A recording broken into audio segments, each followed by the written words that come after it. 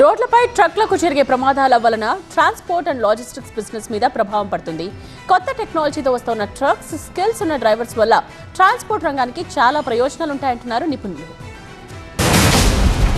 ఈ రహదారి భద్రత అనేది 3 కాంపోనెంట్స్ ఉంటాయి. ముఖ్యంగా రోడ్లు, వెహికల్స్, డ్రైవర్లు. ఇండియాలో మంచి రోడ్స్ వచ్చాయి. Multi lane based high speed corridors ఎక్కువ వచ్చాయి. తర్వాత వెహికల్స్ కూడా కొత్త టెక్నాలజీస్తో చాలా ఇంప్రూవ్ అయ్యాయి.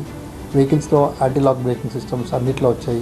డ్రైవర్ని ఒకవేళ లేన్ మారినా, తర్వాత హై స్పీడ్ పోయినా, లేకపోతే సీట్ బెల్ట్ పెట్టుకోపోయినా, నిద్రపోయినా, ఇలాంటివి కొన్ని అలర్ట్ చేసే సిస్టమ్స్ కూడా చాలా వెహికల్స్లో వచ్చాయి కూడా కొన్ని సిస్టమ్స్.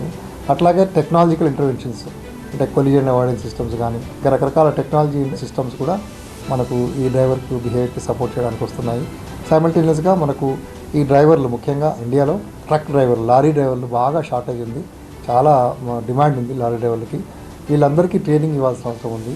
ఈ కొత్తగా వచ్చే మనకు హై స్పీడ్ రోడ్స్ గురించి కానీ, హై టెక్నాలజీ వెహికల్స్ గురించి కానీ వాళ్ళకి అవేర్నెస్ కల్పించాల్సిన అవసరం చాలా ఉంది. రిఫ్రెషర్ ట్రైనింగ్స్ అనేది ట్రక్ డ్రైవర్స్కి చాలా ఇంపార్టెంట్.